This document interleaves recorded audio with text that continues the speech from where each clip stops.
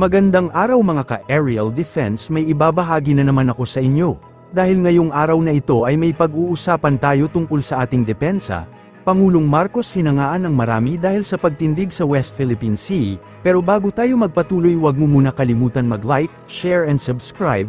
Paki-follow at like na rin ang aming page na nasa description na ang link. In our international relations, we have faced challenges to our territorial sovereignty, and we will assert our rights and interests in the same fair and pacific way that we have always done.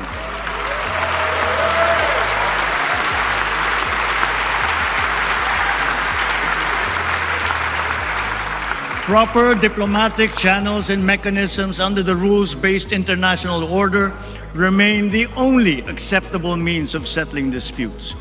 Peace and community building will always be our clarion call, especially when the country serves as chair and the host of ASEAN Summit in 2026. We continuously try to find ways to de-escalate tensions in contested areas with our counterparts without compromising our position and our principles. I know that our neighbors too are doing their best to make this work. The Philippines cannot yield. The Philippines cannot waver.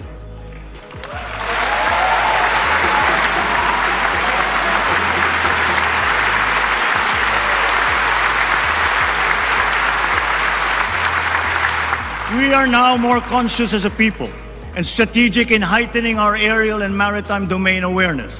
We are continuing to strengthen our defensive posture, both through developing self-reliance and through partnerships with like-minded states. Ang West Philippine Sea ay hindi katang-isip natin lamang. Ito ay atin. Ito ay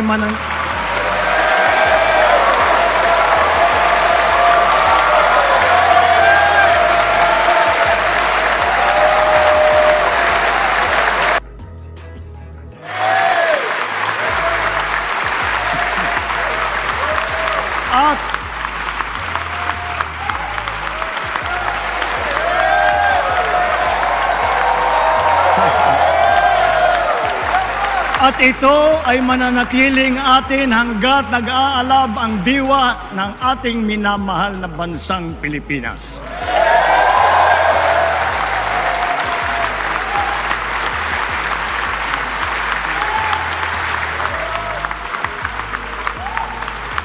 Pagtitibayin at palalaguin natin ang kamalayan at kaalaman ng buong bansa at titiyakin na maipapasa natin ito sa kabataan at ating susunod na mga salinlahi. Laws on our maritime zones and archipelagic sea lanes make sure that this intergenerational mandate, this duty, will firmly take root in the hearts and minds of all our people. Sa buong sandatang lakas, sa Coast Guard, sa ating mga mangingisda sa West Philippine Sea, tagapimpunin niyo ang taus-pusong pasasalamat ng buong bansa dahil sa inyong ginagawang pagmamatyag at sakripisyo.